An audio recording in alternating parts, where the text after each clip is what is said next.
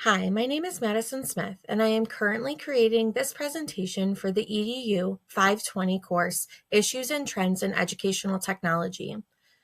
The issue I will be presenting today is whether or not schools should be taking on more responsibility to teach students critical thinking skills to identify fake news. I hope you enjoy my presentation.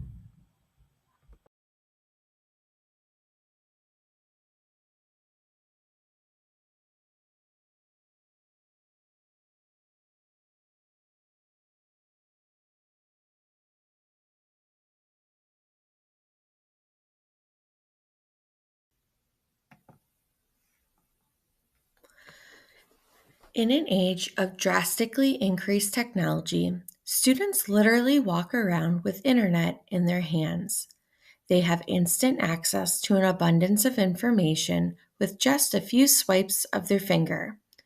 This means that greater responsibility is being placed on students to decipher, sort, and critically think about all the information they see through social media apps, websites, and more. Knowing this, school districts should be taking greater responsibility for teaching students critical thinking skills to help them identify fake news.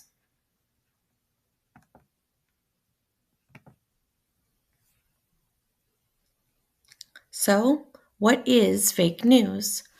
According to the Ethical Journalism Network, fake news is information deliberately fabricated and published with the intention to deceive and mislead others to believing falsehoods or doubting verifiable facts.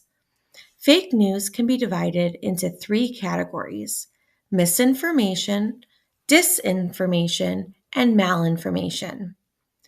Misinformation is information that is false, but not created or spread with the intent to cause harm. An example of this would be someone telling you that drinking a ton of lemon water will kill the flu virus from your throat. This person may think that they are helping, but the information is false and is not backed by scientific evidence. They didn't mean to mislead you. It's just the unfactual information they believe and are now sharing with you. Next up is disinformation. This is information that is false and is deliberately created or spread with the intent to harm others. An example of disinformation would be if a fake news outlet posted on Facebook that the SAT was canceled for all students this year and colleges are not accepting scores anymore. This information would be posted to trick students and cause confusion. It could be a prank or intended to cause students to panic. The information is false and is deliberately being spread with the intent to cause harm. Finally, malinformation is information that is based in reality but is being used in a way to harm others. An example of malinformation is if a student were to say to another student, "Look how weak they are. No wonder they didn't want to show up for school." While the information may be true, the student might actually be weak. However, the intent is cruel and is being stated to cause harm.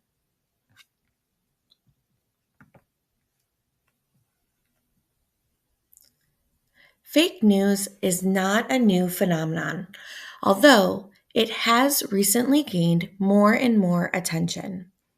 According to the systematic literature review titled "The Use of Critical Thinking to Identify Fake News," the term fake news has been used by scholars for many years.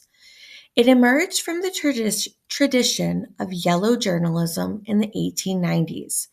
During this time, news often relied on aspects of sensationalism, such as crime news, scandals and gossip, divorces, stress upon reporting of disasters, sports sensationalism, and satirical news.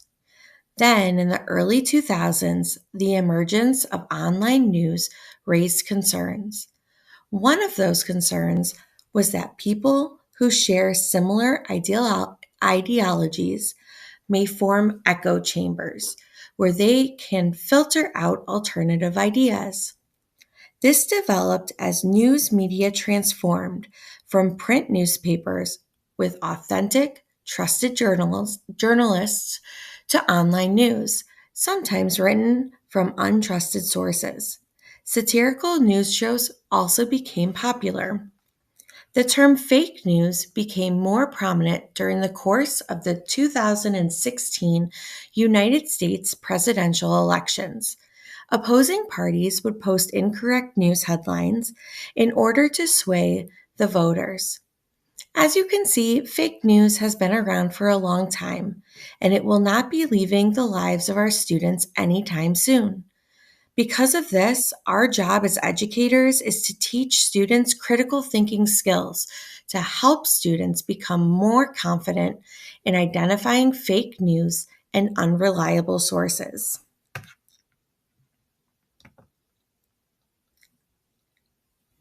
Why is this important? According to the Pew Research Center, about 4 in 10 young adults in the United States regularly get news from TikTok. In just 4 years, the group of adults who say they regularly get news from TikTok has grown fivefold from 2020 to 2024. TikTok is known for its short form video sharing. It is especially popular among teens, with 63% of whom reported ever using the platform. The Pew Research Center also shared about 52% of TikTok users now say that they regularly get their news from social media platforms.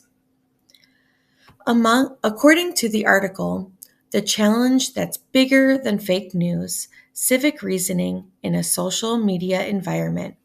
Teenagers spend nearly 9 hours a day online. We are witnessing in real time young people's digital dexterity and astonishing screen stamina. Today's students are more likely to learn about news about the world through social media than through the traditional sources like print newspapers. Why does this matter? As social media platform popularity increases, the ease of sharing real and fake news also increases. It is essential that our students understand the information they are consuming on the apps that they use daily. They need to be able to tell the difference between fact and fiction, as well as understand when information has been sensationalized.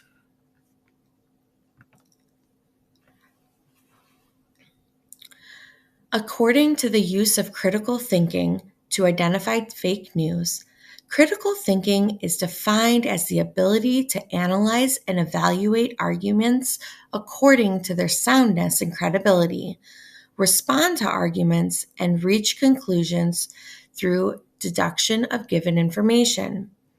Some important skills that schools should be teaching to all students to increase their ability to critically think are verbal reasoning, argument analysis, decision making, and problem solving. Under the umbrella of critical thinking is information literacy instruction. This should be taught in every class and can be particularly useful when taught during library science. Students' ability to decipher the information they are presented in a variety of formats strengthens critical thinking skills. Students should understand how the internet works. Students who have a better understanding of how URLs are constructed can better identify fake news. According to Teaching Online Research in Fake News Era, students can learn if a website is a commercial or not, what country it is coming from, and where it falls in the larger website's organizational scheme by understanding the URL. Another important feature of how the internet works is understanding filter bubble. This is when a search engine's algorithm tends to show you what they think you want to see based on your search history. This is also referred to as getting lost in your own echo chamber online. Students need to make an effort to search for information outside their own viewpoints, and it is our job to help them do so. Finally, and potentially the most important, is helping students understand how and why stories go viral. Students need to learn that articles, headlines, videos, and memes that evoke strong emotion, such as awe and anger, create a story that is more likely to gain views and shares, regardless of its validity. Allowing students to become aware of their own emotional reaction may help them gain awareness for when further investigation of a source needs to take place. Next, schools should be teaching students about bias. The word bias typically has a negative connotation. However, bias simply indicates a stance, a perspective, or a viewpoint. Everyone has some kind of bias. When students become aware of their own bias, they are better prepared to critically think about sources they are viewing on the internet. Teachers can assign students rate your own bias online tools to help them take a deeper look into their biases. Once students have gained an understanding of their own bias and how to identify bias within sources, students can explore confirmation bias. This is when researchers look for articles or information that supports opinions they already have. Students can avoid confirmation bias by learning how to search for sources that they don't agree with or that go against their opinion. This provides students with more critical thinking skills about their own beliefs and opinions. One of the most valuable skills schools should be teaching students to help them identify fake news is source evaluation techniques.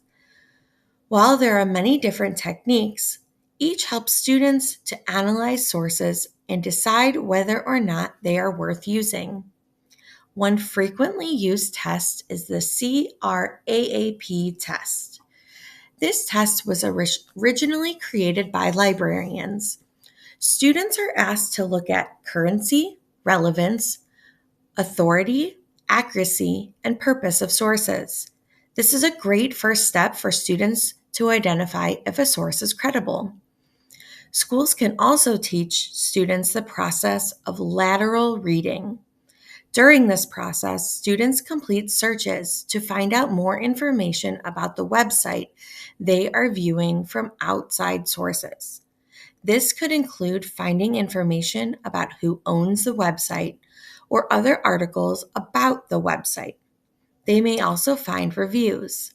Lateral reading can help students take a deeper look into a website's reputation.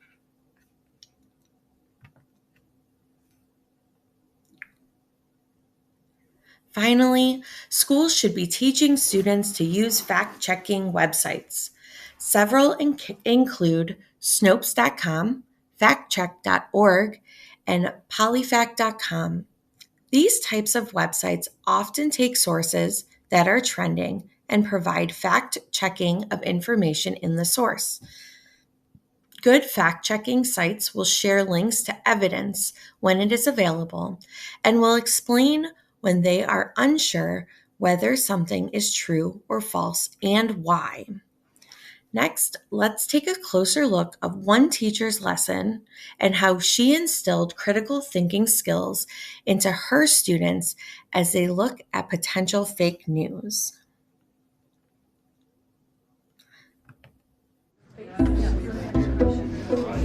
There's a lot of like you won't believe or you must see or The mysterious tab. cover up. or like the all caps in the title like Bombshell McCarthy. I think this is probably partisan media bias.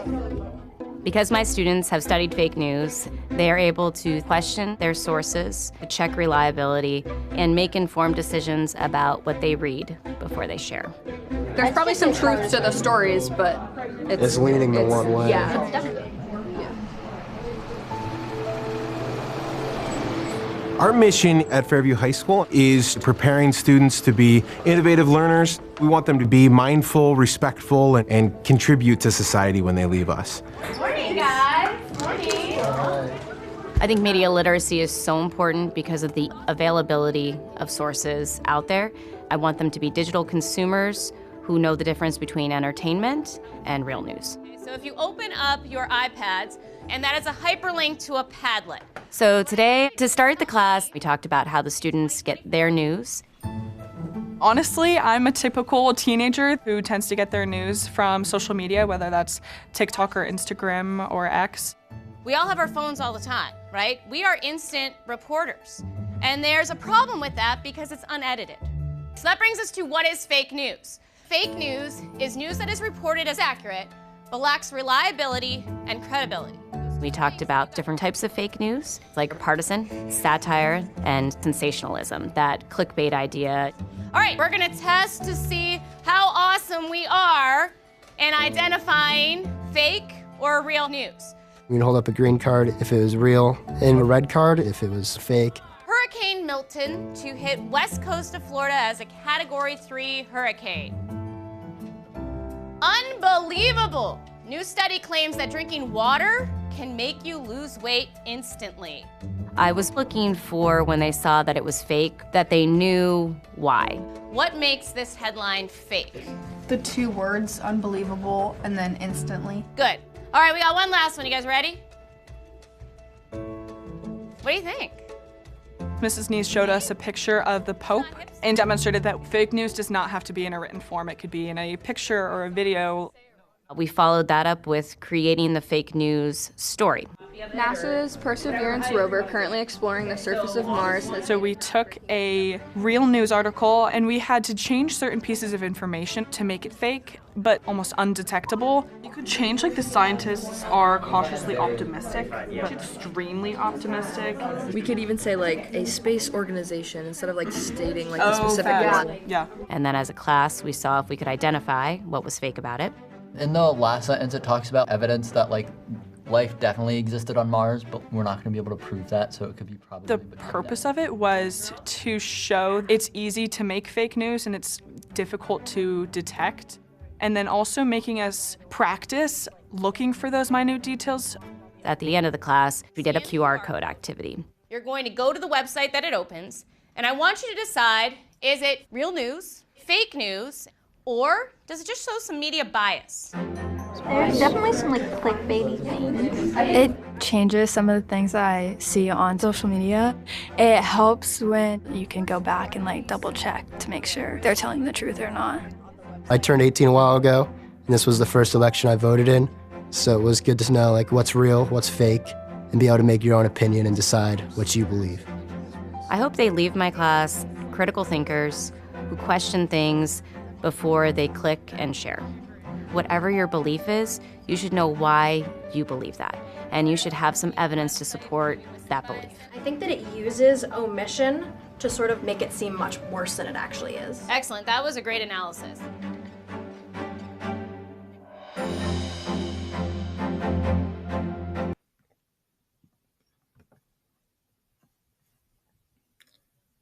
So, where do we go from here?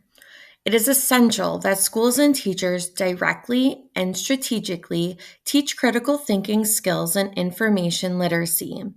Here are 3 things that all students should be learning. Students should be learning how to read laterally, which I spoke about previously. Next, students need to make smarter selections from their search results. Students commonly click on the first link that pops up. What they don't realize is that their first click matters.